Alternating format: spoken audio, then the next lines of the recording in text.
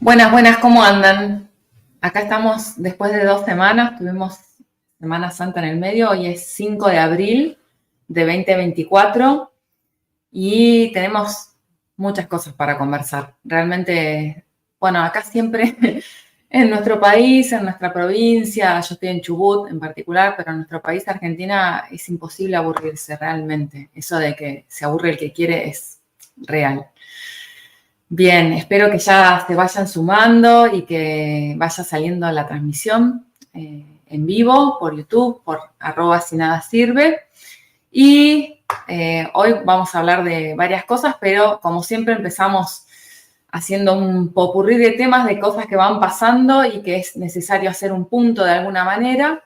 ¿Por qué surgió Si nada sirve? Surgió de un poco de la impotencia, creo yo, ¿no? Como a veces surge la creatividad de la impotencia, de sentir que a veces nada de lo que haces alcanza y entonces, bueno, hay que intentar otra cosa, hay que hacer algo diferente, hay que intentar algo nuevo, eso es lo que creo, es lo que milito de alguna manera.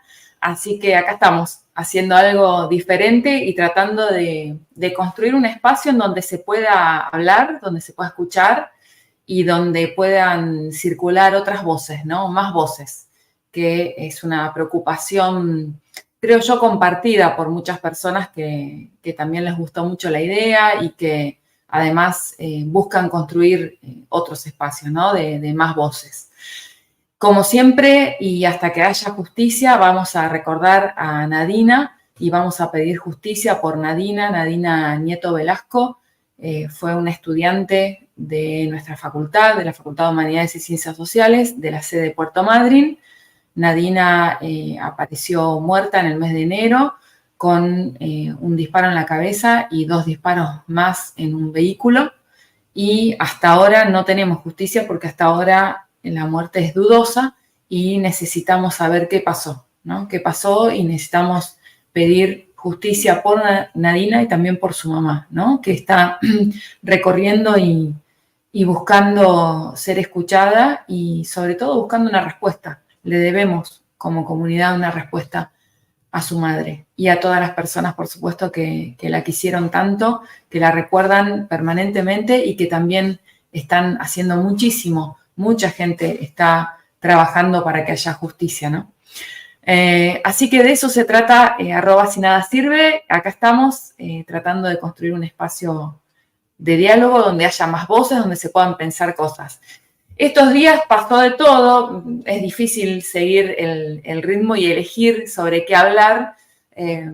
Yo voy tratando de hacer como una selección de las cosas que van pasando, de temas en los que me gustaría puntualizar o de los cuales me gustaría que se hable un poco más, que no pasen simplemente como una cosa más en el gran espacio público de discusión.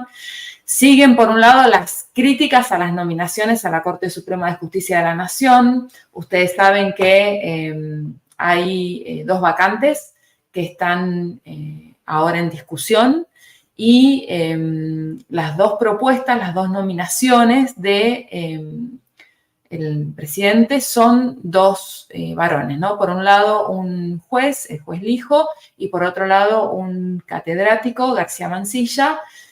Hay una demanda ahí pendiente de más mujeres a la Corte. Distintas organizaciones están también trabajando por esto, por supuesto que hace muchísimo tiempo que vienen trabajando por más mujeres en la Corte, pero en particular en este momento donde se abren esas posibilidades, esas vacantes, seguir pensando en una Corte que sea all male Corte, una Corte solo masculina en este contexto de un mundo en donde reconocemos la diversidad, en donde nos damos cuenta de la importancia de vivir más pluralmente, más, en un sentido más amplio de la diversidad, realmente seguir proponiendo una all male corte, una corte de solo hombres, quedó un poco fuera de tiempo, ¿no? Así que hay múltiples críticas a estas nominaciones, por distintas razones también debo decir, no solo por una cuestión de género, sino también por ¿cómo decir?, los cuestionamientos sobre todo a el accionar del juez Lijo, ¿no? Según se ha informado en muy diversos medios de comunicación. Recuerden, por favor, para poder hacer comentarios se tienen que suscribir al canal y si dejan un like, aprendí que eso es importante, parece que hay que ponerle me gusta a los videitos de YouTube, así que les encargo ahí si pueden dejar un like, parece que eso afecta en algo el algoritmo y ayuda a que se difunda, en definitiva, que es una gran batalla por ser escuchados, ¿no? Creo, fundamentalmente en este tiempo. Entonces, por un lado, estas críticas a las nominaciones a jueces de la Corte, por otro lado, Corte Suprema de la Nación, ¿no? De nuestro país. Por otro lado, apareció en la noticia de que el gobierno nacional quiere modificar la ley de educación para penar el adoctrinamiento, ¿no? Y perdón que haga este gesto tan molesto de las comillas con las manos, pero realmente, ¿no? El adoctrinamiento, a ver, como dicen algunas amigas, hola, ¿no? La escuela pública, para empezar, ¿no? La relación entre la escuela pública y la construcción de la nación, el sentido de la escuela pública en términos de, por ejemplo, de construcción de una identidad nacional, ¿no? La importancia que la escuela ha tenido y quizá tendríamos que empezar a pensarnos que por ahí nos faltó algo de fortaleza en la defensa de lo colectivo, de nuestros símbolos, ¿no? Quizá tendríamos que hacer una pregunta sobre ese rol de la escuela y qué pasó, sobre todo desde la década del 90, con la descentralización que hubo de la educación y además, ustedes saben, un proceso de privatización creciente, ¿no? De la educación que también tendríamos que preguntarnos qué efectos ha tenido. Entonces, más que penar el adoctrinamiento, ¿por qué no trabajar por más pluralidad, ¿no? Por más voces también en la escuela, por más comprensión de las distintas miradas que hay sobre las cosas? ¿Por qué no trabajar justamente en lo contrario? Que es que justamente sea la escuela un espacio para la pluralidad y para la diversidad, ¿no? Bueno, no. Lo que quieren hacer justamente es sancionar lo que vaya uno a saber quién va a definir como adoctrinamiento, ¿no? Y me pregunto, por ejemplo, que los alumnos y las alumnas practiquen el himno nacional, ¿no? ¿Será pensado como una cuestión de adoctrinamiento? Es decir, ¿hasta dónde llega este cuestionamiento, creo, a la institución educativa, ¿no? Pienso esto en relación con, ustedes saben, la ideología libertaria que practica el gobierno nacional y que además se encarga de expresar y de explicar, ¿no? En distintos ámbitos. Me pregunto si es una cuestión solo con una visión que quiere inhibirse de alguna manera de que sea compartida en las escuelas o si es con la institución escuela y con el dispositivo escolar en general. Eso está por verse, sobre todo porque todavía no se entiende bien qué quiere decir adoctrinamiento. Por otro lado, bueno, lo habrán visto, no sé si lo vieron y si no lo vieron, no se pierden demasiado, pero traten de verlo porque es imperdible. Yo no pude resistir la tentación de incorporar un videíto muy breve de una entrevista que le hicieron al ministro de Salud, porque sí hay un ministro de Salud y sí hay una epidemia de dengue, pero parece que las dos cosas no machean, ¿no? No se encuentran. Y el ministro de Salud en una entrevista dijo que, bueno, que si no hay suficiente repelente es como un problema de mercado, un problema económico. Un problema económico, dijo, no de mercado. No iría tan lejos, ¿no? Contra la visión predominante de que el mercado resuelve todo. Sino que dijo que en realidad es algo que lo excede, ¿no? Es algo que lo excede.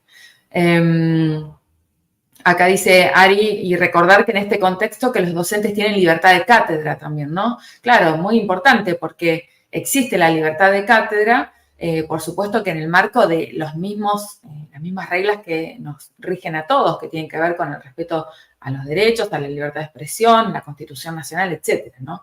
Así que sí, la idea de adoctrinamiento es algo que va a resonar bastante y que nos va a llevar un buen tiempo a determinar qué es lo que están pensando, ¿no? sobre todo porque a veces hay proyectos que se dicen, se tiran al aire y después no sé dónde está el proyecto. O sea, porque uno necesitaría concretamente saber de qué estamos hablando y de qué estamos discutiendo, si es que quieren discutirlo seriamente, ¿no? Si es que de verdad lo quieren discutir.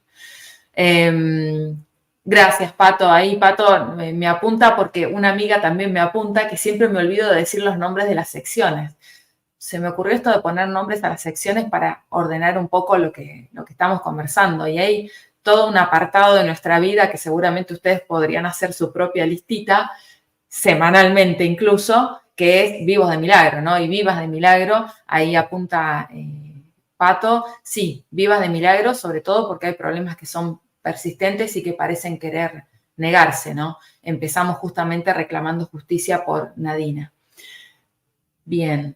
Fíjense, hay, decíamos, críticas que se siguen reproduciendo contra las nominaciones a jueces de la Corte. En particular, ahí les comparto un tuit de Martín Canenguiser, que es un periodista sobre todo dedicado a temas económicos, muy conocido, muy cordial, además, y muy interesante, además, en sus puntos de vista. A veces no los comparto plenamente, pero aún así es muy sólido, por decirlo de alguna manera, y comparte una declaración de esta AmCham, que parece que es una cámara de negocios norteamericana que, bueno, como todos los norteamericanos se habrán dado cuenta, parece tener mucha importancia en nuestro país. Entonces se comparte el comunicado de AmCham, que entre otras cosas, lo voy a agrandar un poquito para que se vea mejor, pero si no lo pueden buscar, habla del problema de la integridad, ¿no? Es imperativo, dice, que los nuevos integrantes de la Corte Suprema sean funcionarios íntegros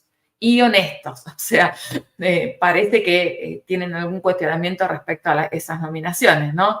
Y por otro lado, y agradecemos, hacen referencia a la representación equitativa de hombres y mujeres en la Corte Suprema. Gracias, AmCham, por decirlo, ¿no? Y les decía que no me pude contener y les voy a compartir un video muy cortito, no se preocupen, con una pequeña entrevista a sí, teníamos ministro de Salud. En el cuidado, digamos, usar mangas largas, digamos, tener cuidado con los pantalones cortos, digamos, que se usen ropa clara, ¿Se sabe holgada. más o menos cuándo van a estar en la góndola? ¿Cuándo vamos a poder tener acceso a esos repelentes? Sí. Es muy difícil desde aquí decirlo. La información que nosotros tenemos es que esto es coyuntural y que se va a resolver probablemente en las próximas 2 semanas. De todos modos, digamos, esto depende de cuánto es la cantidad, digamos, de producto que se requiera, la velocidad que se requiere el producto. Esto no es médico, digamos, me excede a mí como ministro de Salud. Bien, bueno, lo excede, ¿no? ¿Qué problema? Porque si siendo el ministro de Salud lo excede, no sé qué podemos hacer los demás que andamos matando mosquitos. Ahí hoy escuchaba en una radio que ayer hubo un recital de Mon Laferte, no sé si la conocen, una cantante espectacular. Parece que se estaba espantando los mosquitos en pleno recital, ¿no? Bueno, es muy preocupante. Ustedes saben que el rol de ministro o ministra de Salud ha tenido muchísimos cuestionamientos. Me empiezo a reír porque veo los comentarios, ya se los comparto. Ha tenido muchísimos cuestionamientos porque ustedes saben que hubo un momento decisivo para ese rol, muy difícil, que fue el de la pandemia, ¿no? Entonces, el rol del ministro de Salud, de ministra de Salud, ha estado muy en boga, hubo escándalos, lo sabemos, escándalos por la vacunación, luego una necesidad de dar explicaciones permanentemente, ¿no? Por esto de estar en una pandemia. Entonces, está claro que el rol del ministro de Salud tiene una exposición ahora que lo excede y que esto no puede hacer nada al respecto, es realmente muy preocupante, ¿no? Sobre todo en vista de la magnitud que tiene esta epidemia que ya estamos viviendo, ¿no? Al punto tal que, lo que digo, hay gente dando recitales y matándose los mosquitos, como parece que pasó ayer. Ahí me dice Cami, hola Cami, que lo contó Jairo hoy, sí, lo del recital. Ahí la veo, perdón, bueno, pero esto es YouTube, no importa, hago una pequeña infidencia. Flavia, habíamos quedado 16:40, o sea, falta un ratito. Si a vos no te molesta, no hay problema, pero no te quiero tener ahí esperando. Así que solamente eso. Si querés entrar en un ratito, no hay ningún problema, y si no, quédate ahí, todo bien. Gracias.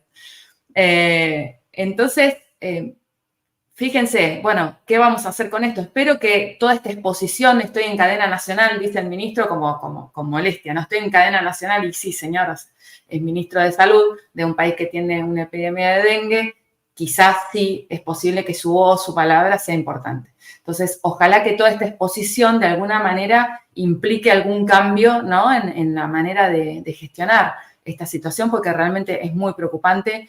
Desde ya decir que ha habido más de 100 muertos en la Argentina por este tema, ¿no? No es solamente una cuestión de me molestan los mosquitos. Trato de hacerlo lo más llevadero posible, pero es realmente algo muy grave. Comparto en esta otra sección, ya pasamos vivo de milagro y pasamos a que Twitter es servicio, porque en definitiva siempre algo encontramos, o nos divertimos, o nos enojamos. Yo sé que hay mucha gente que padece, afortunadamente, me han pasado algunos hostigamientos, pero no ha sido algo tan severo como sí sé que ha ocurrido. Me acuerdo en un momento Ernesto Calvo me dice, no le contestes más. Y bueno, y ahí dejé de contestar y parece que eso fue efectivo. Pero Twitter es servicio. Entonces uno encuentra cosas interesantes. Y dice, por ejemplo, Germán Lodola, que es un colega nuestro, dice, a los gobiernos siempre se les pide consistencia. Este es muy consistente. No creen en la ciencia, no creen en el Estado, no creen en el federalismo. Luego no hay política sanitaria, entre otras áreas, a nivel nacional. Bien, ahí se los dejo para que lo mediten, ¿no? Esa consistencia sería en una dirección que un poco nos preocupa, sobre todo, por ejemplo, en relación con la ciencia. Ustedes saben la situación que está viviendo el CONICET, nuestros investigadores lo están denunciando, lo están señalando, ha habido protestas, la situación que la ciencia en general atraviesa y lo maltratada, ¿no?, de la ciencia en la Argentina, cuando en realidad podría ser claramente una vía para el desarrollo, podría ser una puerta, un camino para enfatizar el desarrollo, si es que eso es lo que se está buscando, y parece que justamente lo que se decide hacer es lo contrario. Y un pequeño autobombo, pero me causó gracia porque mucha gente se me enojó con esto, cuando hoy a la mañana, por alguna razón, yo a veces me levanto pensando cosas, ¿no? Entonces hoy me levanté pensando que el año que viene en la Argentina, creo que fue por la conversación que tuvimos previa con Lara, que ahora ya en 2 minutos ya arrancamos con Lara Goiburu, que estamos muy agradecidos, por supuesto, de su presencia, pero en una conversación que tuvimos hablamos, creo, algo de las elecciones de medio término, hablamos algo del 2025 y por alguna razón hoy me levanté pensando quiénes se incorporan, ¿no?, quiénes van a votar, y resulta que van a votar aquellos niños que en pandemia terminaron la primaria, ¿no?, que estaban encerrados, no sé, conozco casos que no tuvieron viaje de egresados, que estaban con los videos de YouTube, que les llegaban un montón de mensajes por esa vía. Bueno, son nuevos votantes que se van a poder incorporar el próximo año. Así que atención, campañas políticas, organizadores de campañas políticas, pensemos en un público que se va renovando en términos de juventud, ¿no? También. Esto lo vamos a dejar para después y ya vamos a ir... bueno, no lo voy a dejar para después porque después no vamos a tener tiempo. Les quiero recomendar este libro que me parece excelente para este momento. Es un libro no tan extenso, del 2019, digo no tan extenso comparado con otros libros, ¿no? Está buenísimo, es un libro de Mariana Gené, que es una doctora en ciencias sociales, que estudió sociología política, que ha escrito muchísimo sobre las derechas, que ha escrito sobre el mundo social, ¿no?, de los políticos, y que ha escrito también La Rosca Política, que es una especie de, no una reivindicación moral, ¿no?, sino una reivindicación en términos del oficio político, de lo que significa. Y una de las cosas que dice Mariana en este libro, que me pareció tan interesante y oportuno traerlo en este momento en donde se trata de un oficio que se desfenestra bastante, sobre todo del gobierno nacional, ¿no?, que rechaza, y ahora también vamos a hablar un poco de eso con Lara, rechaza la negociación, ¿no?, la idea de negociación, y así le va en el Congreso un poco también. en este libro Mariana marca la diferencia entre las evaluaciones que quizá hace la población respecto a cómo se desempeñan estos armadores políticos y la evaluación que hacen los propios, dice, protagonistas del drama político, que ven pericia, ven gente que en definitiva está facilitando que las cosas se hagan. Bueno, si tenemos un minuto más después, les comento algo más y les leo un fragmentito, porque la verdad es que está imperdible este libro de Mariana Gené. Quiero ser puntual con nuestra primera invitada, que ya le vamos a dar paso, es Lara Goiburu.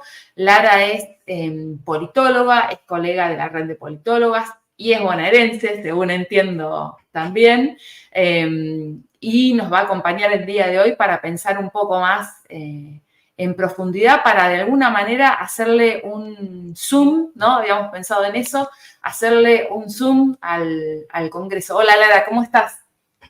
Hola, ¿qué tal? ¿Cómo estás? Bueno, gracias por la invitación, por la convocatoria. La verdad que estos espacios donde podemos conversar un poco más tranquilos, tranquilas, pensar, son más que necesarios. Genial, gracias a vos por estar un viernes a la tarde, no de todas las cosas que uno podría estar haciendo un viernes a la tarde, estamos acá, porque es lo que nos fascina de alguna manera, es lo que nos apasiona. Sí, Y sí. sé que eso lo compartís porque se te nota además en tu trabajo. Entonces, Lara, hagámosle, si te parece, un zoom, una mirada un poco más de cerca al Congreso de la Nación, que viene protagonizando, ¿no?, en gran medida estos primeros meses del gobierno de Milei, del gobierno de la Libertad Avanza, con un partido que ahí está en una posición complicada. Bueno, vos nos dirás, ¿qué nos podés decir sobre ese Congreso?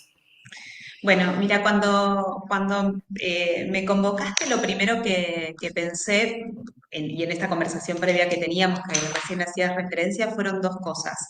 Y quizás como un hilo conductor de lo que conversamos en aquel momento, que tenía que ver con esto que vos decías, bueno, hoy a la mañana yo vi tu tweet y enseguida pensé en eso, de quiénes votan el año que viene. El año que viene vamos a tener elecciones de medio término, que van a ser elecciones para este gobierno muy trascendentales, porque es un gobierno que tiene una minoría clara en el Congreso Nacional, en ambas cámaras, y que tiene también una minoría a nivel gobernadores, o sea, no tiene gobernadores, básicamente. Entonces, esas elecciones van a ser muy importantes. Y nosotros conversábamos aquella vez, y vos lo levantaste en el tweet y me pareció súper relevante porque es la primera persona que veo que dice esto unos meses antes, de quiénes son los que van a votar, ¿no? Son los chicos y chicas que terminaron séptimo grado en plena pandemia.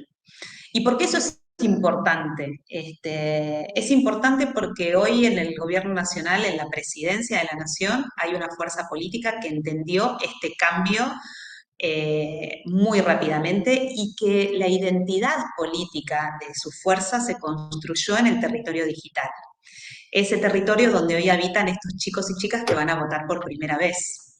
Entonces, ahí hay toda una agenda que nos debemos pensar, porque estamos, y sobre todo desde las fuerzas tradicionales de la política, que son las que hoy tienen la mayoría en el Congreso, estamos pensando la construcción política en la territorialidad tradicional, la que estamos acostumbrados a vivir, ¿sí? Somos todos nativos partidarios, y vamos a tener un porcentaje importante del padrón que son nativos digitales, o sea, que han nacido post-2001, post-crisis del 2001.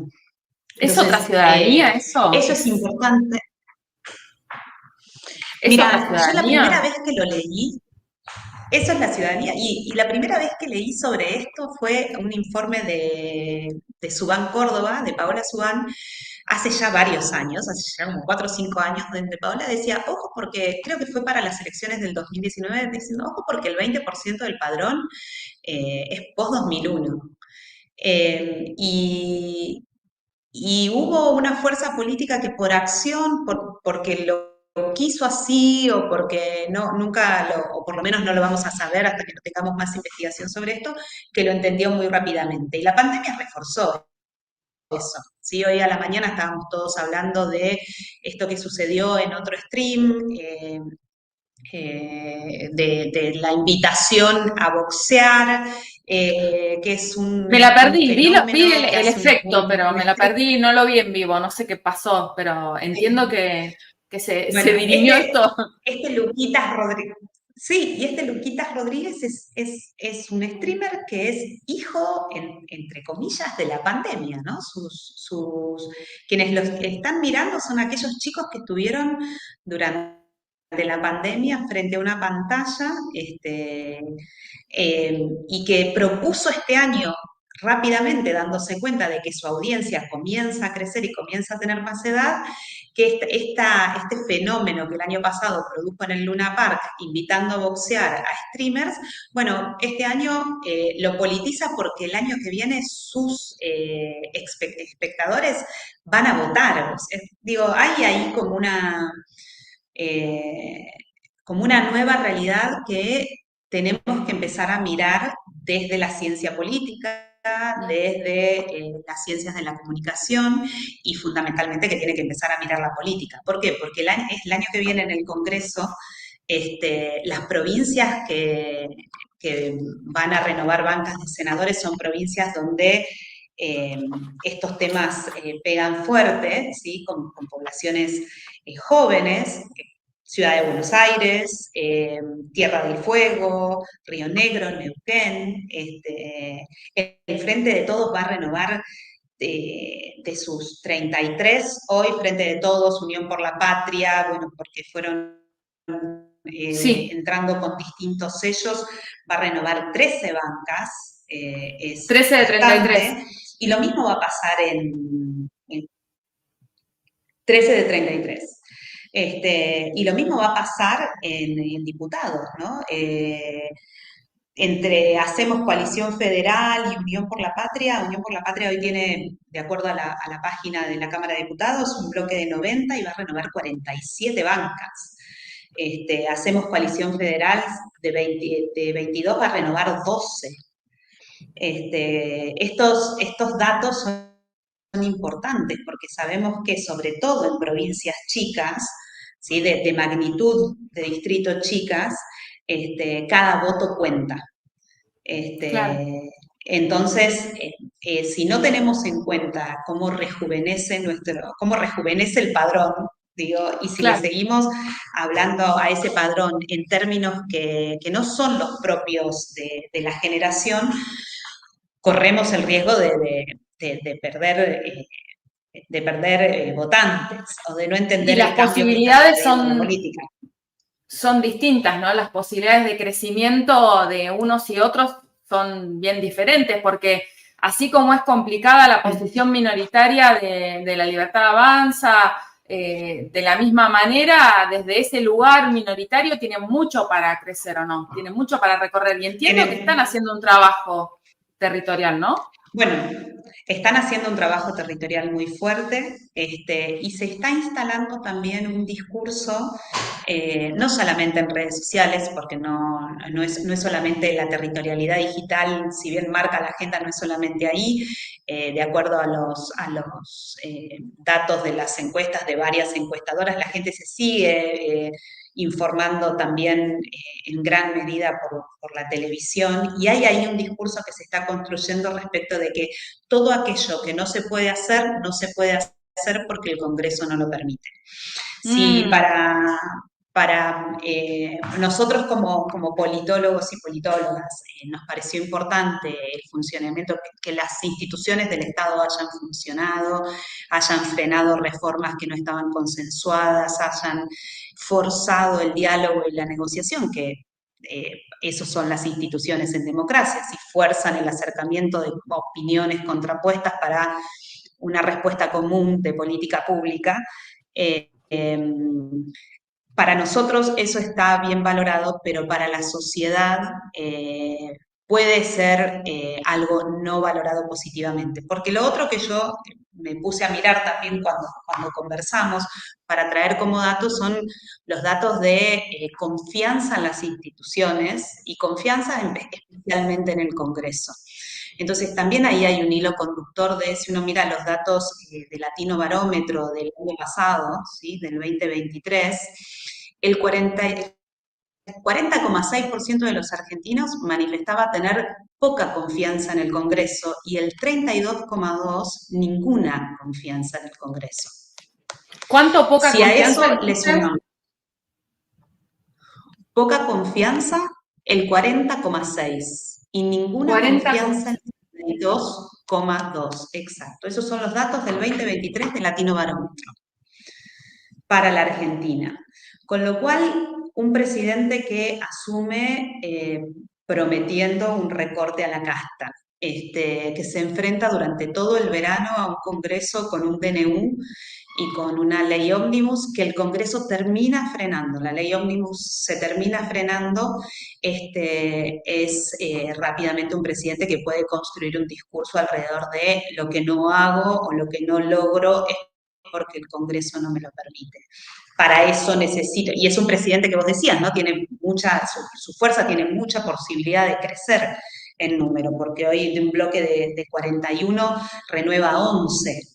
7 propios de la Libertad Avanza Claro. nada más el año que viene en Cámara de Diputados. Entonces la posibilidad de crecimiento es realmente muy importante y este discurso frente a una sociedad que tiene poca confianza o nada de confianza en una institución como el Congreso, que de nuevo nosotros como especialistas valoramos mucho, pero que evidentemente hay ahí algo que no logramos transmitir sobre el uso y la utilidad y la conveniencia del consenso para las políticas públicas, puede ser una bomba de tiempo. ¿Y cómo ves la relación actual, ¿no? No lo imaginado, no el pasado, sino actual con el PRO y con la UCR, es decir, con lo que alguna vez fue Cambiemos?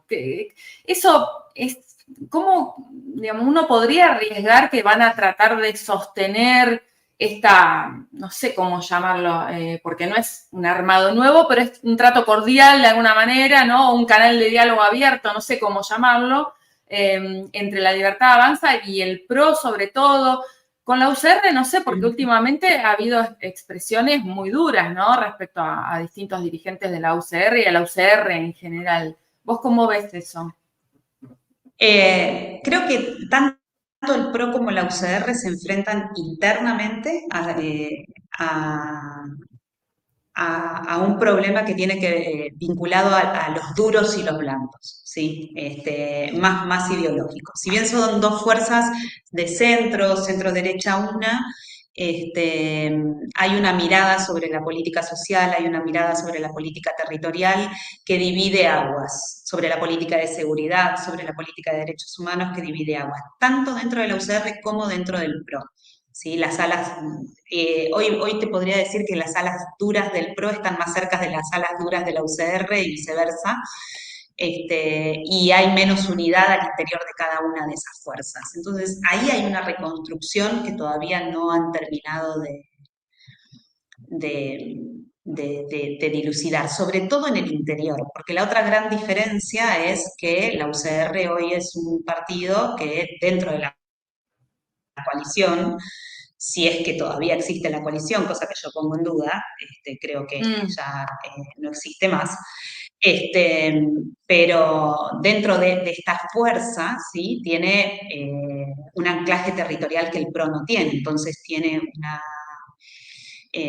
una responsabilidad respecto del cuidado de los intereses de las provincias que gobierna que el PRO tiene en bastante menor medida. Y esto sigue siendo así, ¿no? O sea, no es como una leyenda ya lo de la territorialidad de la UCR, sigue siendo así, porque hay gobernadores, o sea, eso sigue siendo así, sigue siendo como un capital, ¿no? De la UCR esa territorialidad. Bueno, hace un tiempo, junto con Mariana Prats, también colega politóloga, escribimos un capítulo para un libro que se llama Terremoto 2001, que está online y lo pueden buscar, es de distribución gratuita, donde hablábamos de esto, ¿no? Cómo la UCR le debe, hablando mal y pronto, su supervivencia a las reformas, sobre todo de los años 90, que le dan una territorialidad y que le permitieron conservar su presencia en el territorio a partir de reglas electorales que es una presencia que fue perdiendo en las ciudades más grandes, en los distritos más grandes. Entonces, hoy la UCR es un partido que tiene un anclaje territorial fuerte, sobre todo en el interior del país, pero de nuevo, dentro de ese anclaje territorial conviven distintas culturas políticas más de centro-derecha, culturas políticas más de centro-izquierda, ¿sí? Volvemos otra vez a Hostigui y a esta idea de las dos dimensiones para entender la política argentina. Que lo vamos viendo, es un magma que hace ya, por lo menos desde el 2015, el sistema de partidos argentino está navegando en un magma donde está forzando, no desde las instituciones, pero sí desde los electorados, a definirse en términos ideológicos. Cuando el presidente Milei el año pasado decía en campaña, entre el original y la copia, la gente va a elegir el original, en definitiva de lo que estaba hablando era eso. En una elección ideologizada, estamos forzando, el electorado va forzando a los partidos a definirse. Partidos más, y partidos que nacieron en otra cultura y en otra institucionalidad política en la Argentina, el PJ y la UCR, eso les es más difícil, porque su definición no es ideológica. Yo siempre en clase repito lo mismo. Un tucumano, un salteño, un bonaerense y un fueguino peronistas probablemente coincidan en muy pocas cosas y coincidan más con su coterráneo radical. Ahí el bajo continuo sigue siendo el federalismo argentino y las identidades territoriales. Bueno, eso sí que es muy interesante, sobre todo por los desafíos que se están presentando al federalismo, ¿no? Todo lo que viene pasando, los reclamos de gobernadores, el me encuentro, no me encuentro, hago el pacto de mayo, no hago el pacto de mayo, les doy las transferencias, no les doy, los voy a, ¿cómo era que dijo el presidente? Los voy a fundir a todos, ¿no? ¿No era así la expresión? Creo que dijo en un momento, bueno, o eso por lo menos es lo que circuló, ¿no? No sé. Antes de ir a seguir con esto, acá hay un señor, Facundo Cruz, que pregunta cuál es el Instagram de la invitada, porque esta persona que es como multitarea se olvidó de poner, perdón, el Instagram. Así que antes de que me denuncien porque no puse el Instagram, no sé si vos te lo acordás y lo ponemos acá. No, es Laralin78 en todas las redes. Vos decías que soy bonaerense, es Lara por el nombre, Lin por Lincoln, que es mi ciudad, y 78, hagan cálculos, es el año de mi nacimiento. No vamos a preguntar. Espero que ahí esté bien. No, me equivoqué mira, es que esto es porque trato de hacer muchas cosas y ya me estaba distrayendo tratando de buscarlo, así que mejor te lo pregunto directamente. Espero que ahí esté bien escrito el Instagram de la invitada. Y aparte me permitiste hablar de Lincoln, así que... Sí, bueno, ¿quién no sabe que sos de Lincoln? Porque realmente eso de la identidad que vos decías es tan real, ¿no? Una vez creo que lo hablábamos, me parece que era con María Esperanza, esto de la identidad, por ejemplo, bonaerense, del manual Capeluz, de dibujar el mapa, ¿no? De tener esto grabado a fuego de alguna manera. Y esta cuestión del federalismo y lo que pasó con el DNU en el Congreso también nos lleva a pensar que eso está como a mitad de camino, ¿no? No sabemos... le estás haciendo poner color a yo no, señor, fue usted que reclama algo que no había sido, completado.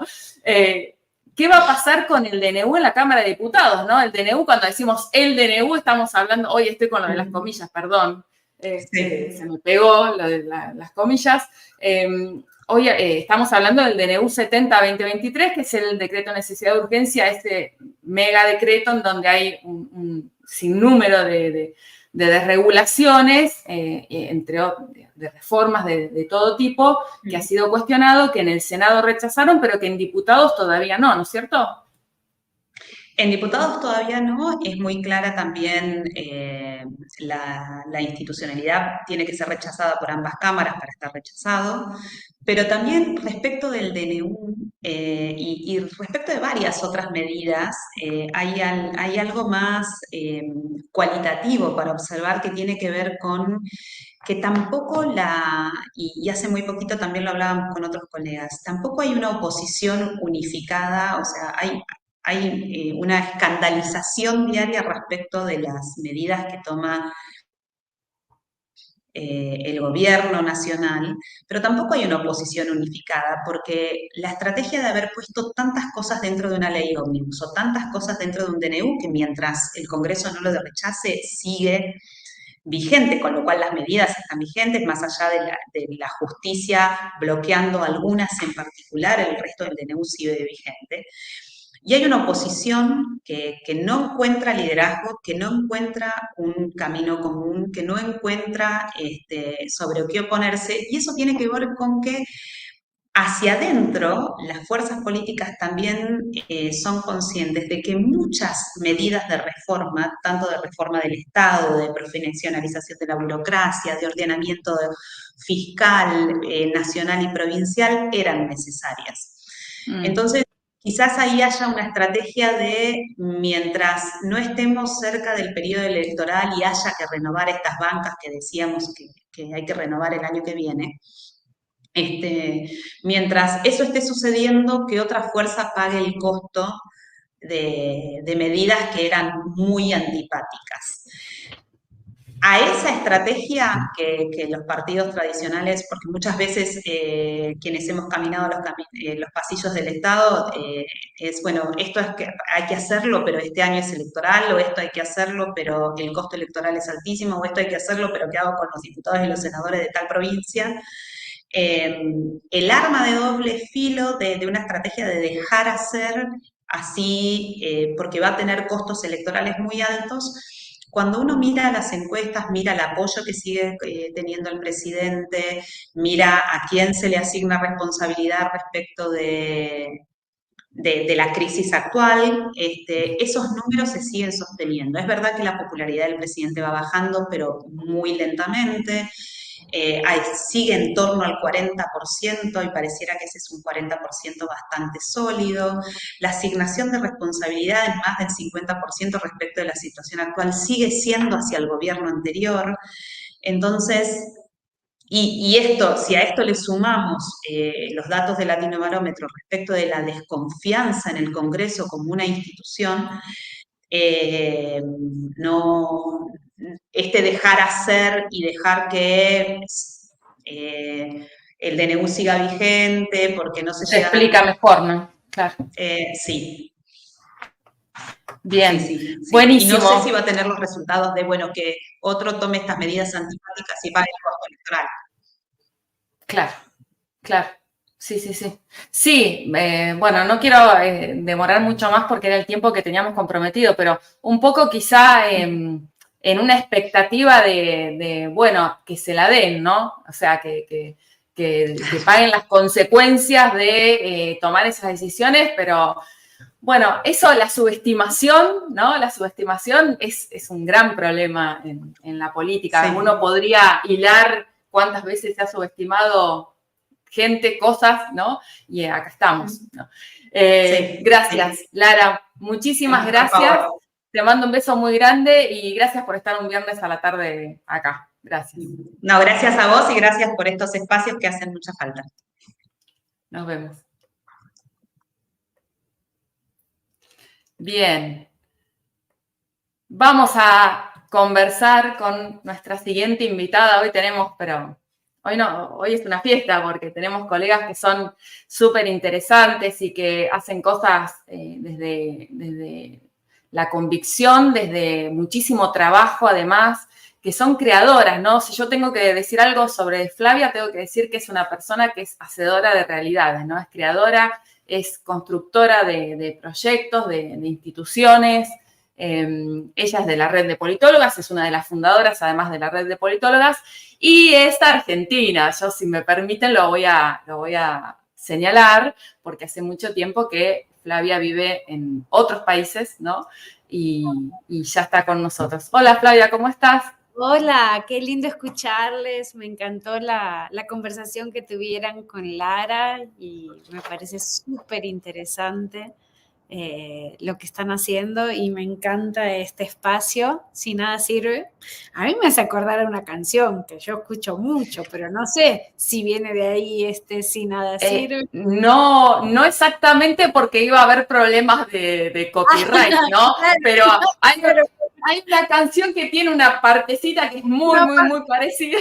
Sí, y bueno. y a mí me gusta mucho ese grupo y yo dije, wow, tenemos otra coincidencia con mi amiga.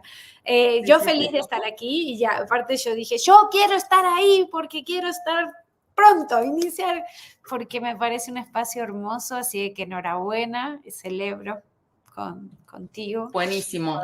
Flavia, además de todo, es no solo una experta en partidos políticos, sino también una de las intelectuales, diría yo, una de las politólogas que está trabajando mucho sobre la noción de resiliencia de las democracias, ¿no? De democracias resilientes.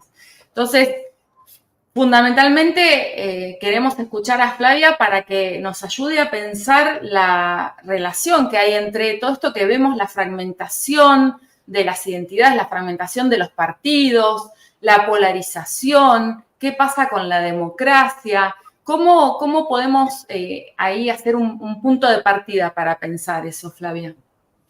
Bueno, yo sí, llevo ya 2 años estudiando la resiliencia de las democracias. Creo que empecé a estudiarlo antes de que esa categoría se hiciera más famosa en determinados espacios. Mi evidencia es que solicité un proyecto de investigación a mi universidad en el año 2021, que me lo otorgaron a diciembre de 2021, y se inició en 2022 y acabamos de cerrar este lunes, en donde queríamos de alguna manera evaluar la capacidad de resiliencia en relación a cómo las elecciones, las instituciones, los actores habían sido capaces de reaccionar frente a una crisis externa. El concepto de resiliencia tiene que ver con una capacidad del sistema político. Bueno, hay varias discusiones sobre el concepto, pero yo creo que ya cada vez más vamos a ir articulando un corpus teórico cada vez más sofisticado. Piensa que han hecho una evaluación, Holloway y Mainwaring, de 758 artículos publicados en 40 años y en la 3/4 parte se ha publicado en los últimos 3 años. O sea, que ha habido una explosión del concepto de resiliencia. Yo creo que le va a pasar un poco como a muchos conceptos que es como un atrapatodo, que la gente lo usa como en uso común. A mí me gusta ser muy estricta con los conceptos y yo cada vez me sumo a la idea de la resiliencia como capacidad de reversión, ¿no? No solo como capacidad de resistencia, sino capacidad, o persistencia, sino capacidad de revertir situaciones críticas o enfrentar situaciones críticas. Entonces, yo creo que la pandemia fue una situación muy crítica para las democracias en general en el mundo. Cuando hay una situación de miedo extremo, lo que se suele potenciar es nuestra reacción a la protección, a buscar, ¿no?, espacios que nos sintamos seguros, y uno normalmente se va hacia espacios que tienen que ver con los autoritarismos, la restricción de derechos. Esa era una de mis preocupaciones, ¿no?, que legitimaran que se cerraran los congresos, que se legitimaran que se quitaran las libertades. Hubo como una falsa tensión entre el derecho a la salud y el derecho a elegir. Hubo momentos en donde hubo como una sensación de que estaba permitido todo, entonces que se potenciaron los ejecutivos, se ensancharon sus capacidades, los ministerios de salud pasaron a tener más relevancia, no digo que no sea importante, pero más relevancia que las autoridades electorales, por ejemplo, ¿no? Y por suerte hubo mucha conciencia. Nosotros acabamos de terminar un libro donde participa gran parte del equipo de investigación de este proyecto, en donde están varios argentinos, como Gerardo Sherlis, como Alejandro Tulio, Kevin no argentino, pero Kevin Casas, Miguel Ángel Lara, Guadalupe Salmorán, Camilo Saavedra, Danilo Di Giusti, gente muy plural, muy diversa, Juan Pablo Milanese, que es argentino, que está en Colombia. Y lo que evaluamos fue la capacidad de las instituciones electorales de, frente a esta situación crítica de hacer o no hacer elecciones y cómo hacerlas, evaluamos a los partidos de frente a esta situación crítica de hago campaña, no hago campaña, cómo hago la campaña en medio de la crisis, y frente a esta situación crítica, la ciudadanía que hizo, acompañó, no acompañó, se quedó en casa encerrada, se prohibió que fueran a votar quienes estaban enfermos o no, como ocurrió en España. Es decir, todas esas situaciones evaluamos en este libro que está siendo dictaminado ahora mismo y que de alguna manera nos permitió traer esta discusión de la capacidad de resiliencia y democracia a una situación crítica específica como fue la gestión de la pandemia, y yo creo que a mí me enseñó muchísimo, cada vez me dedico más a estudiar la resiliencia, la veo en todos lados, antes no la veía en ningún lado, y yo después de haber dedicado mucho tiempo a pensar cómo estudiar esto, decidí hacer una evaluación de los últimos 40 años de la democracia en América Latina, usando este concepto de resiliencia. Y lo que he encontrado son cosas que me da un poco de prurito decir, porque ya me ha pasado en otro momento de mi vida que voy en contra de lo que dice la gente y la academia, y al principio me da un poco de, ¿no? Porque me siento como... Una vez más. Estoy equivocada. ¿Seré yo? O sea, yo veía que había solo hombres y de pronto dije, ¿dónde están las mujeres? Y todo el mundo me decía, no es importante. Y yo decía, ¿pero ¿y dónde están las mujeres? No, no importa, las mujeres están. Iba en contra de la academia y bueno, así surgió. Creé la red de politólogas, ¿no? Yo decía, pero si los partidos siguen ganando elecciones, ¿por qué todo el mundo dice que están en crisis? Y todo el mundo me decía, no, los partidos no funcionan, pero ¿cómo no funcionan si siguen ganando elecciones? Llevo 40 años con partidos que ganan elecciones. La gente dice que no sirven para nada, que no sé qué, que no sé cuánto, pero resulta que lo siguen votando. Entonces, otra vez estoy en contra. No, que los partidos son cáscaras vacías. Fuimos con Steve Levitsky y dijimos, no, fíjense, hay partidos y funcionan. Son organizaciones informales. O sea que me dedico a patear el tablero. Entonces ahora me pasa igual. Yo veo las democracias mucho más fuertes de lo que la ve la mitad de la academia. Bien. Ahí hay que hacer un punto. Vamos de nuevo. Vos ves las democracias mucho más fuertes de lo que el resto está diciendo que ve. Bueno, yo sola no. Meshkova et al, Lieberman et al, Merkel y Lundman, Levitsky Way, los que estamos mirando, o sea, hay todo un conjunto, ¿no? de colegas. La literatura se divide entre los que tienen la visión pesimista, que empiezan en el 2016, 2017, trabajos muy interesantes que están diciendo, cuidado, se está erosionando la democracia. Y ahí hay toda una discusión metodológica de cómo mides eso. Mides percepciones y o datos objetivos, mides solo datos objetivos. Hay toda una discusión que para mí es fascinante, Ana. O sea, yo estoy aprendiendo, lo que he aprendido, lo que he llorado por este libro y lo que... No, pará. Porque yo decía, pero yo no veo lo que están viendo ellos, ¿no? Y entonces te digo, yo empecé con el concepto de resiliencia para analizar el tema de la gestión de la pandemia y luego me dije, no, vamos a evaluar 40 años. Y dije, bueno, vamos a analizar 40 años a partir de una propuesta teórica metodológica que tiene que ver con analizar la resiliencia electoral, institucional y actitudinal. Y entonces a partir de ahí empiezo a explorar y uso datos de Biden, por ejemplo, por un lado, y por otro lado datos objetivos. Y cuando yo veo... mis chicos se ríen de mí porque a mí hacer base de datos me emociona. Entonces yo hago una base de datos y digo, entonces me puse a hacer una base de datos sobre incumbents, ¿no? Para ver si era cierto que los incumbents ganaban siempre, ¿no? Okay. Y yo me encontré con que no, que son muy pocos los incumbents que han ganado en la historia de América Latina, bueno, en los últimos 40 años. Y yo les decía, ven, los incumbents pierden elecciones. Ven, hace 40 años que hicimos 250 y tantas elecciones. ven que solo 6 países han roto el periodo constitucional, o sea, 6 países donde no se ha terminado el periodo.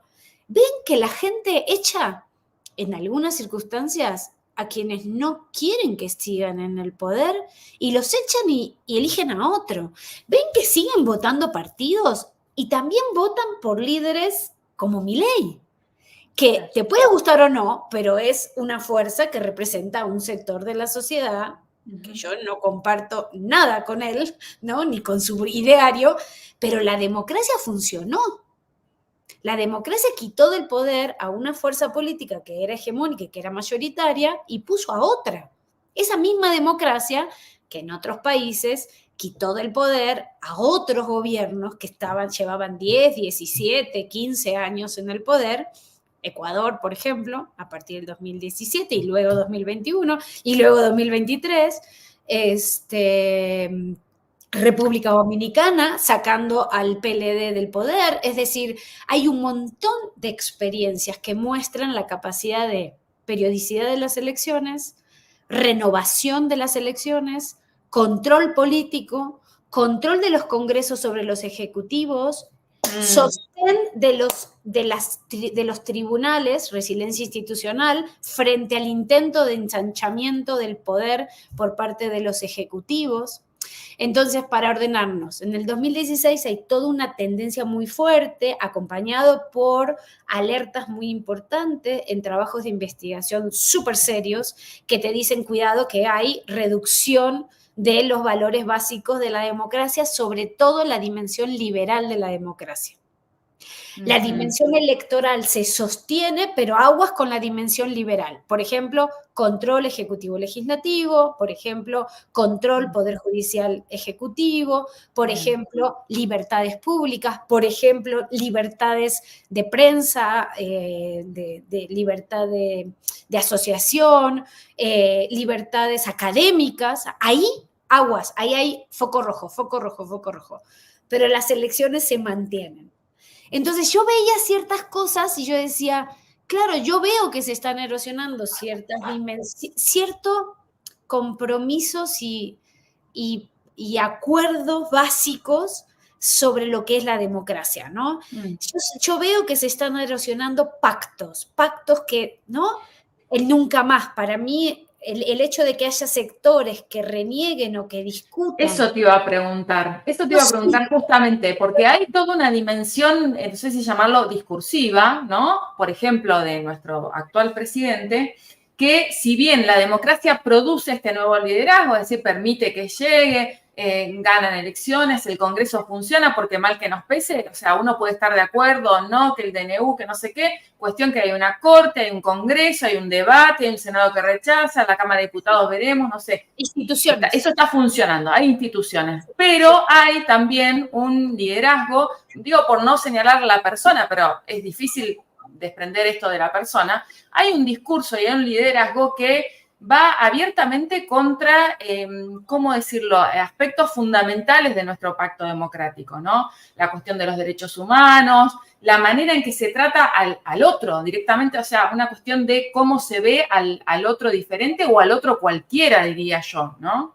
Lo que la literatura dice es que hay como y yo comparto, hay como una erosión de las normas de cortesía públicas, pero no solo en Argentina, lo venimos viendo desde hace años en otros contextos, hay como una irreverencia contra la democracia, ¿no? Entonces tú dices, bueno, eso puede ser positivo o negativo. Yo en esto coincido con Steve Levitsky y con Lucas Way, que dicen, elegir a un liderazgo antiliberal no necesariamente significa que ese liderazgo vaya a ser antidemocrático. Vos pudiste elegir, no sé, a mí se me ocurre Adolfo Suárez en España, venía del ala franquista, lo elegiste y uno pensaría, bueno, pero entonces él también es autoritario. Y para mí, Adolfo Suárez fue clave en la transición democrática y en la estabilidad de la democracia española y en la transformación de la democracia española. O Ernesto Pérez Valladares, que venía también de un pasado un poquito como en Panamá, que tú dices, bueno, viene de las alas más antidemocráticas y se convirtió en un demócrata y generó la transición. Entonces, el hecho de elegir per se a mí me gusta llamarle un discurso disruptivo, digamos, un liderazgo con un discurso disruptivo, no necesariamente te va a significar que eso va a erosionar la democracia. El problema es cuando vos elegís liderazgos disruptivos que sí buscan ensanchar el poder, que no respetan las instituciones, que tienen un discurso contrario a los pactos básicos que dieron a ese sistema político, que como dice Nolan, son contextuales. Es decir, para nosotros, para mí, por ejemplo, y yo sé, Ana, que para ti también, porque lo hemos conversado, el nunca más es sustantivo. Yo no puedo entender que en nuestra democracia haya alguien que niegue eso. Me genera mucho ruido. Pero eso, digamos, no es lo mismo en otros países, que hay otros pactos, otros acuerdos. Entonces, lo que la literatura vio es que encontró que había una erosión de ciertos pactos en general, que había una erosión de la dimensión liberal. Y al ver eso dijo, la democracia va a morir. Y lo que estamos diciendo muchos de nosotros es aguas. Primero, no necesariamente porque la dimensión liberal, perdón, aguas es una expresión mexicana. Sí. Cualquiera que vio el Chavo lo sabe. Aguas, cuidado. Entonces, aguas, porque se diluye la dimensión liberal, que no digo que no sea importante, pero que porque se diluya la dimensión liberal no quiere decir que vaya a fracasar la democracia. Para mí, la democracia fracasa cuando habiéndose diluido la dimensión liberal, la dimensión electoral no consigue resistir. ¿Ok? Bien. Entonces, hay veces que tú tienes sistemas donde han hecho todo para intentar refundar la democracia, porque usan el concepto de democracia como parte de una verdadera democracia. Y en realidad, para mí, lo que están diluyendo con la dimensión liberal es la república. Hay democracia, pero no hay república. Bien. Entonces, tú puedes ir diluyendo la dimensión liberal, pero que la dimensión electoral, es decir, hacer elecciones competitivas, con algún nivel de integridad, con árbitros independientes y autónomos, con algún tipo de cancha que se intenta que se incline, pero que la cancha resista, digo en términos futbolísticos que nosotros eso lo entendemos, ¿sí? Eso te sostiene la democracia. Y cuando vas a los datos, claro, porque yo venía con este argumento, pero de pronto dije, ¡eureka! Los datos dicen algo parecido a lo que estoy diciendo. Cuando yo miro América Latina, encuentro que 3 países no han conseguido resistir, la dimensión electoral no ha conseguido resistir, no han tenido capacidad de resiliencia y por tanto las democracias han fracasado, Venezuela, Nicaragua y El Salvador.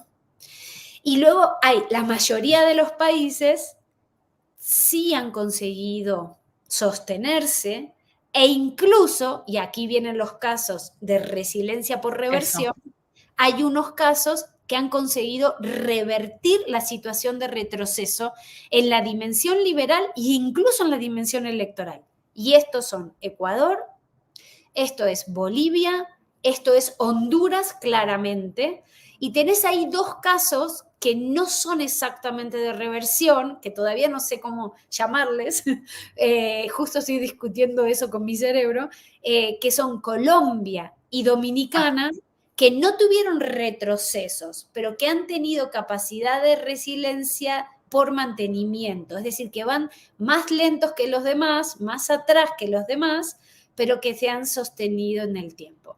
Si tú vas a los datos objetivos te sostienen esto que te estoy afirmando. Sería resistencia en vez de resiliencia, ¿no? De resistencia democrática, algo así.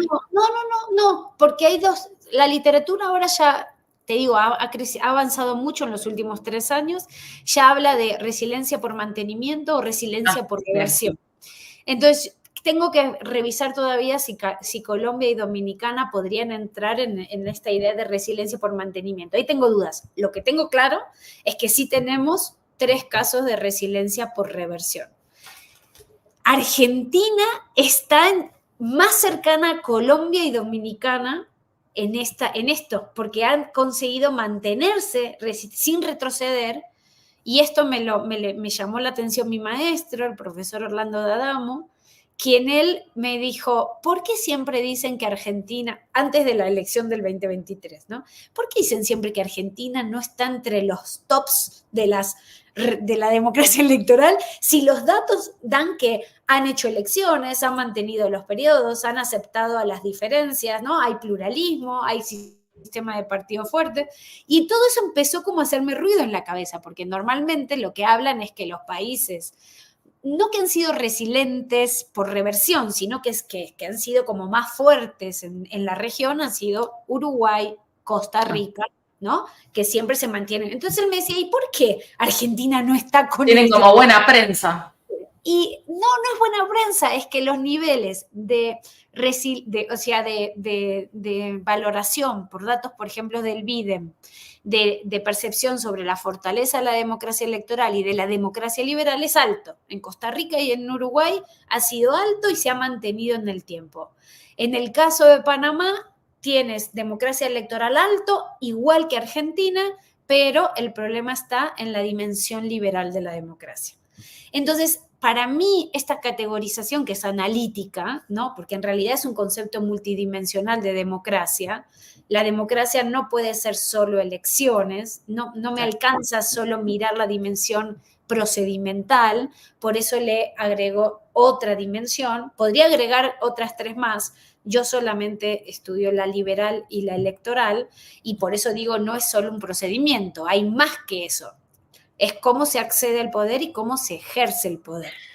Sobre esto, justamente, hay acá una pregunta de María Fernanda que ahora te voy a compartir y otra pregunta de Soledad, sí, te hago las 2 preguntas juntas y por ahí podés como armar una respuesta en conjunto.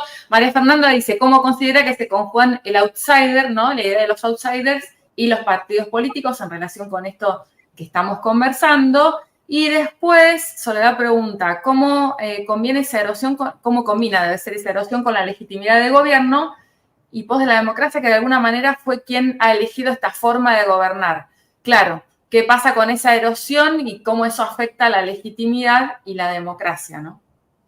Con respecto a la primera cuestión, para mí, outsider es un liderazgo que no tiene pasado político, que no fue nada antes, ¿no?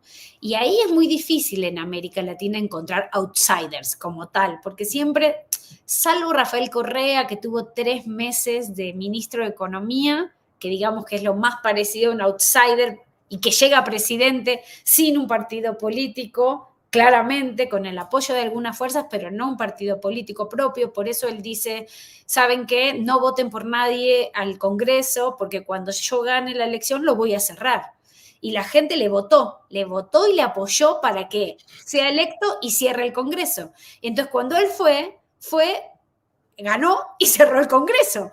Entonces, si estamos hablando del modelo de partido responsable, que vos propones algo, vas y lo haces y la gente te legitima, esto es un modelo clarísimo. Pero él no tenía pasado político partidista, ¿no? Es que venía de otro partido y demás. Alguien que ha sido diputado, por ejemplo, previamente, o que ha sido senador o que ha sido gobernador, está difícil considerarlo un outsider. Lo que sí podés tener es ser alguien que identitariamente no te reconoces como parte de la política tradicional, que habiendo tenido pasado político, usas discursivamente el concepto de antipolítica. Y es una cosa distinta. Yo sugeriría no usar la categoría outsider. Porque incluso, por ejemplo, el caso del presidente Milei tiene partido político. Correa no tenía claramente. Milei sí. Otra cosa es que vos tengas un partido nuevo, un partido de nueva creación. Incluso estaba viendo que ahora mismo están creando nuevas estructuras, porque cuando estás en el poder, lo que te es mucho más fácil desde el poder crear la estructura organizativa burocrática, que es lo que suele pasar. Por eso, no me acuerdo Bukele, como sé que es hijo de un empresario. No, sí, Bukele es hijo de un empresario muy importante y una figura pública muy importante, con un programa de televisión muy, muy importante en Ecuador, vinculado a las iglesias, perdón, en El Salvador, vinculado a las iglesias, pero él era un dirigente de FMLN. Luego lo expulsan de FMLN, ya con la alcaldía, se va por otro partido, que era un partido no mayoritario, pero que era un partido que gana, que era importante, de los pequeños del centro, del espectro ideológico de El Salvador. Tú piensas que durante gran parte del periodo político de las últimas décadas de El Salvador, Salvador era el país más polarizado de la región. Y entonces yo siempre decía, cada vez que van a un proceso, yo estudié mucho El Salvador, yo viví en El Salvador, y cuando yo decía, cada vez que se van a una primaria, hay 300 que se van del partido, porque, y son poco estratégicos, porque cada elección se iban 300, se iban al centro, y el sistema de partidos no estaba preparado, o sea, el electorado salvadoreño estaba el más polarizado de la región, había 0.42 puntos de distancia entre el FMLN y Arena, ¿no? Entonces, la parábola era así, no sé si la ven. Claro, había un abismo en el medio. No te podías ir ahí. Bueno, él se va por Ghana, luego también se va de Ghana y luego ya crea nuevas ideas y desde el poder crean nuevas ideas. Y hoy es Nuevas Ideas el partido del presidente, que es el que ha salido mayoritario en las elecciones de casi todos los cargos, ¿no? Y él gana con ¿no? Y no es cierto que están en crisis los partidos. Ay, yo quiero desmontar ese mito, me parece que es eso, porque yo te preguntaba sobre las identidades, los partidos como organizaciones, ¿no? Y claro, por ahí la pregunta era una pregunta un poco sesgada en el sentido de, bueno, ¿cómo hacemos andar esta democracia con estos partidos? Bueno, parece que ningún problema porque la hacen andar bastante bien. La democracia funciona. Es verdad que hay unos que quebraron y no aguantaron, no aguantaron para nada, como, bueno, les pasó a los partidos venezolanos, ¿no? Ya no tienen capacidad de reinventarse, ¿no? Han sido muy resilientes, digamos, como podamos decir. Pero en general, lo que está en crisis, y siempre lo he dicho, es el modelo de partido de organización de masas, ¿no? Esa idea maravillosa y hermosa y súper romántica de que los partidos, ¿no? Articulan y nos movilizan y nos contienen. Y articulan y agregan intereses. Sí, y yo digo, ¿y dónde los vieron a esos partidos? Porque yo ni en España lo vi. Entonces, hay el partido de élites, ¿no? O el partido de esto de cuadros, ¿no? O los partidos incluso taxi, ¿no? La Libertad Avanza es un partido taxi, para llevar a alguien al poder. Luego habrá que institucionalizarlo y crear... viste, claro, acá hablan del vehículo electoral, ¿no? Claro, en la literatura hablamos de partidos taxi o partidos firm, ¿no? Partido firma, ¿no? Que son más empresas. Pero yo creo que desde Fujimori hay partidos taxi, ¿no? Cambio 90 no existía. Yo intenté hacer entrevistas a muchos militantes allá en los 90 de Cambio 90. Yo estudié muchos años sobre Perú y yo andaba persiguiendo dónde hay un militante. Necesito un militante Cambio 90 y me decían, ¿a qué vas a querer un militante Cambio 90? Y el propio Fujimori decía, el partido soy yo, ¿para qué vamos a, ¿sabes? ¿Para qué vamos a inventar otra cosa? No necesitamos un partido. Entonces, honestamente, yo creo que, bueno, acabo de crear una clínica para partidos políticos en el marco del Observatorio de Reformas y hemos tenido varias reuniones y cada vez me convenzo más que en realidad lo que uno, ¿no? Debería preguntarse es por qué las personas nos desconectamos de los partidos, ¿no? Sobre todo de los partidos tradicionales, ¿no? Del modelo del partido que tenemos en mente, ¿no? Y que han gobernado y demás, pero sí se conectan con líderes mesiánicos o con líderes antipluralistas, ¿no? Y esos líderes antipluralistas, Bukele, Milei, pero incluso de izquierdas también, han usado partidos políticos para sus partidos políticos o han creado desde el poder sus partidos políticos. Entonces, puede ser que lo que haya cambiado es la manera en que se relacionan la ciudadanía con estas nuevas élites, que luego van a buscar, porque las democracias representativas son muy difíciles de articular sin partidos. Aquí en México sería imposible que tú ganes una elección sin una estructura territorial. Ahora, puede ser que sea distinto de la manera en como lo pensábamos así, ¿no? El mito del partido, de integración de masas o el partido programa, pero incluso Milei representa ideas y programas. Puede ser que no te gusten. Claro, Puede ser claro. que sean realistas, Lo mismo que no una sean demócratas, racionalidad, que ¿no? Hay una racionalidad. Yo creo que sí. Entonces, yo creo que nos hace mal, como analistas, como politólogas, como politólogos, tener malos diagnósticos, o sea, porque entonces no resolvemos el tema. Entonces, yo creo que la gente elige, en México elige a Andrés Manuel López Obrador, elige líderes carismáticos que crean partidos políticos, ¿no? Morena es un partido creado por un liderazgo carismático para llegar al poder. Y desde el poder se ha institucionalizado el partido, Claro. que usa vías formales e informales, y como Panebianco nos enseñó, utiliza recursos que son estatales, ¿no? Los programas sociales, que ahora incluso se han constitucionalizado, con lo cual, digamos, ya no es que un partido político use una ventaja política con el uso de los programas sociales, sino que la mitad de la población recibe un recurso porque la Constitución dice, porque lo subieron a la Constitución, de que tienen derecho a recibir ese recurso independientemente de quién gobierne. Claro, o sea, con eso se ha creado una masa electoral, una masa no despectivamente. Una maquinaria. Una maquinaria y un cuerpo electoral que, como ayer decía una colega mía que yo quiero mucho, que yo ayudé a formar y que hoy está siendo candidata, independientemente que yo no comparta su ideología, ¿no? Pero ella decía, hoy por hoy la gente sabe que tiene derecho a unos recursos y esos recursos han cambiado la vida de la gente.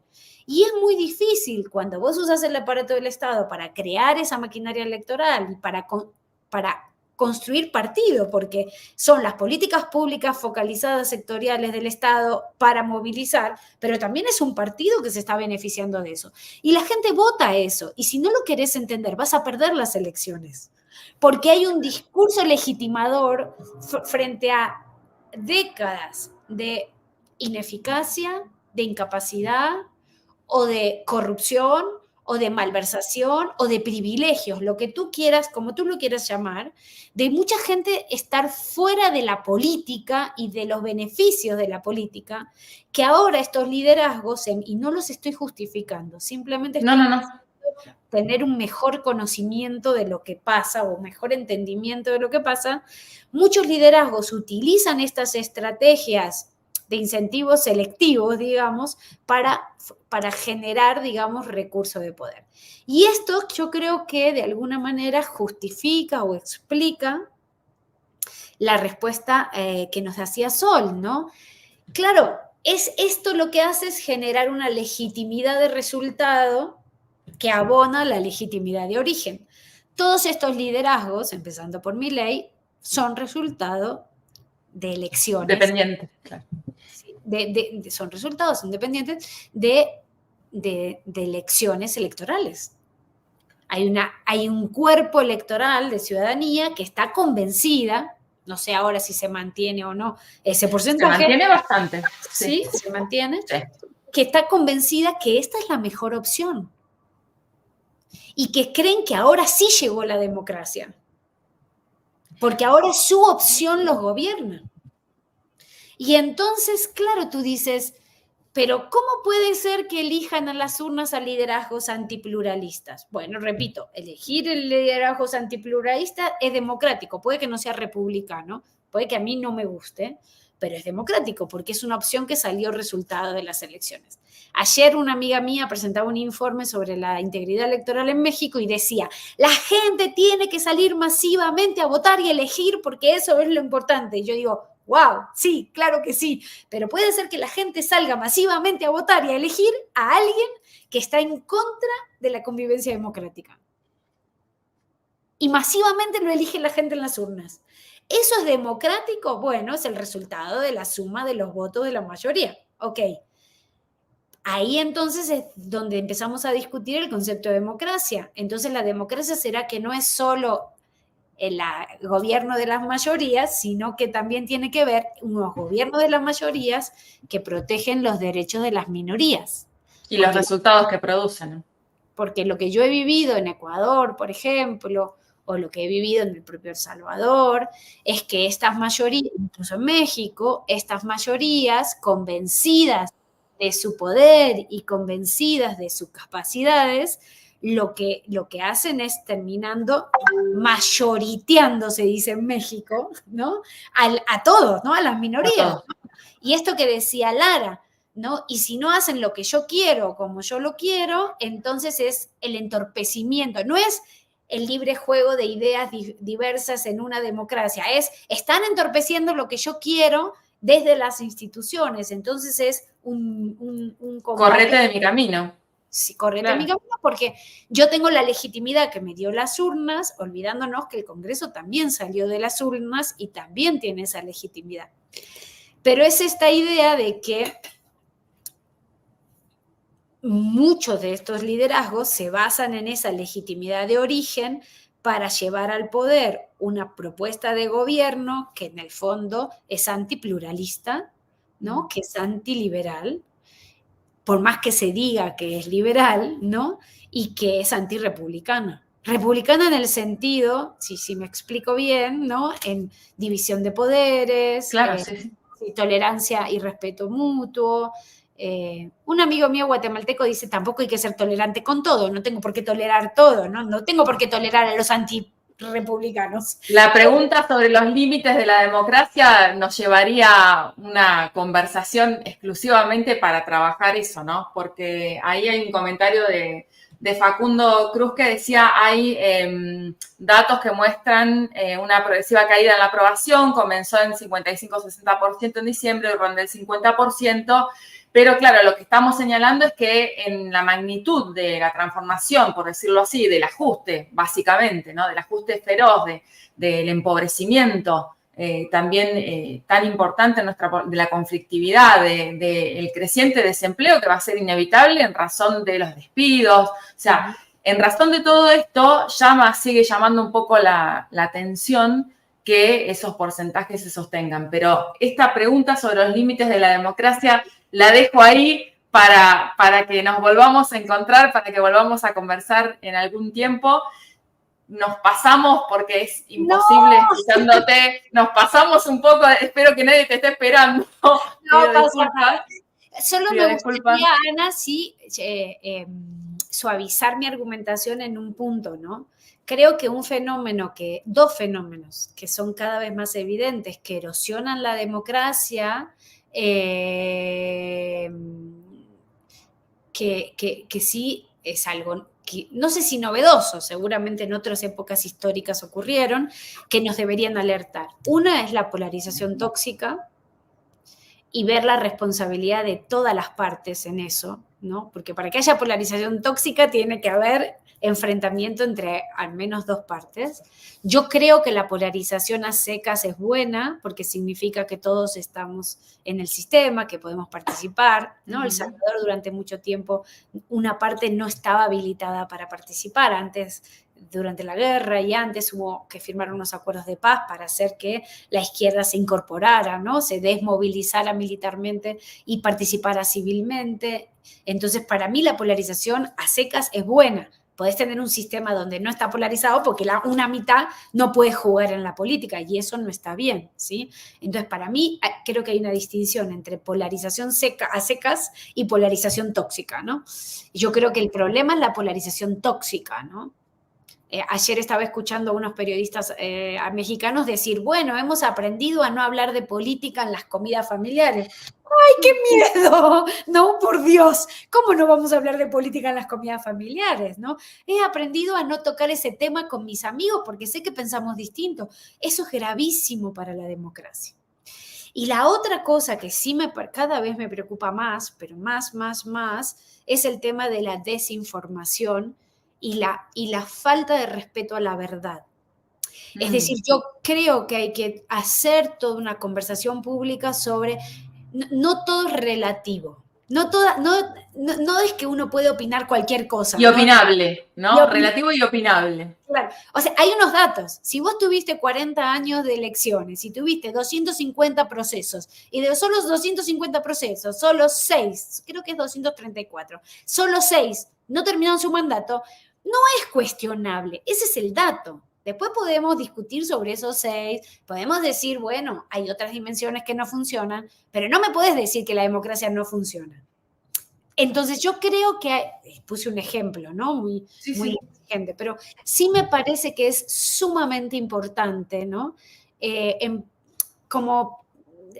Complejizar el debate político y complejizar el debate público. Creo que hay dos alertas, muchas, pero dos alertas fundamentales en términos políticos que tienen que ver con la extrema polarización. En casi todos los países hay como una falta de diálogo, hay un achicamiento del espacio cívico, hay una cosa de que si vos sos peronista yo no hablo con vos porque vos sos peronista y yo como soy liberal, entonces no, eso nos lleva a mal camino, eso no puede ser. Y lo segundo es la constante y cada vez más sistemática estrategia de desinformación, ¿no? De generar ruido, de salir y esto muchas veces viene desde el púlpito presidencial. Y eso para mí no es aceptable. Es decir, que liderazgos electos en las urnas usen campañas para exaltar las debilidades o los problemas de la democracia, hagan discursos para estigmatizar al que piensa distinto, saquen en las mañaneras o en las ruedas de prensa o en los twitters ataques personales contra personas que no piensan como ellos, viniendo desde la máxima figura del Estado, me parece peligroso para la convivencia democrática. Gracias, Flavia. Gracias por compartir tu tiempo de esta tarde de viernes, un poco más temprano allá, pero igualmente de este viernes con nosotros. Gracias por ayudarnos a pensar, también un poco por ayudarnos a analizar con rigurosidad, pero a esperanzarnos, ¿no? Otro poquito también, tratando de ver las cosas con la mayor cantidad de datos y de información posible y también marcando estas alertas para estar atentos porque la dinámica política en la Argentina suele ser como muy veloz, ¿no?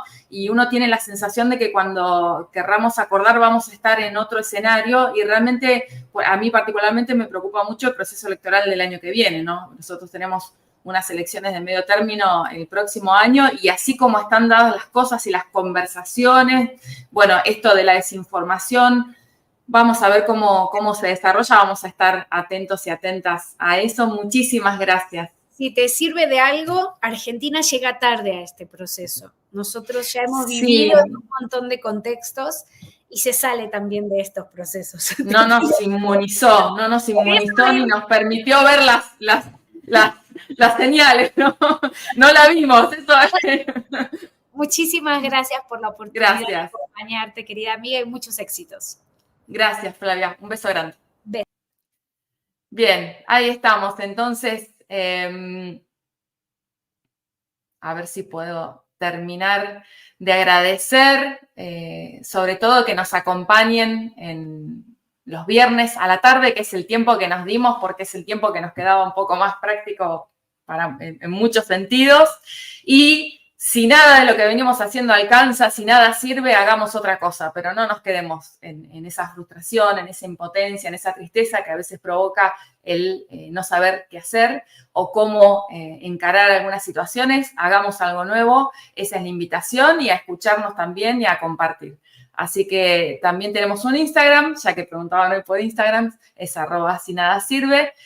Si todo anda bien, nos vemos el próximo viernes, que ya están organizadas las entrevistas y realmente va a ser espectacular. Yo estoy, pero entusiasmada, y además también tengo que decir un poco conmovida, no voy a decir todavía quiénes son las invitadas, pero va a haber dos conversaciones en distintos sentidos muy interesantes, una más electoral, si se quiere, más de estas dinámicas que a nosotros nos interesan, y otra muy, muy profunda sobre aspectos de lo que decíamos hoy, de nuestro pacto democrático, que seguramente va a ser muy interesante. Así que, por favor, estén atentos y atentas a la promo. Ya lo vamos a compartir en la semana que viene. Muchas gracias. Nos vemos.